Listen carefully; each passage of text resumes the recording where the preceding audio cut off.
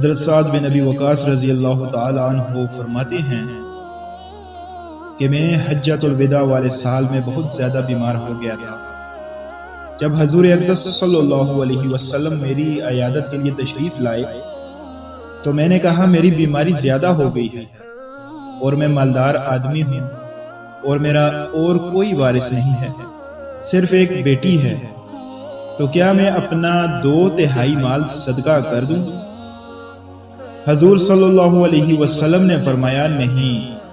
میں نے کہا آدھا مال صدقہ کر دوں؟ حضور صلی اللہ علیہ وسلم نے فرمایا نہیں۔ میں نے کہا کہ 1/3 مال صدقہ کر دوں؟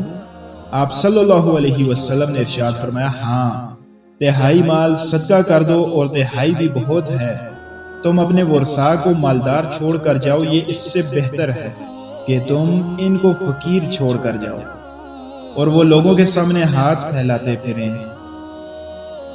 اور تم جو بھی خرچہ اللہ کی رضا کے لیے کرو گے اس پر تمہیں اللہ کی طرف سے اجر ضرور ملے گا، حتیٰ کہ تم جو لقمہ اپنی بیوی کے منہ میں ڈالو گے اس پر بھی اجر ملے گا۔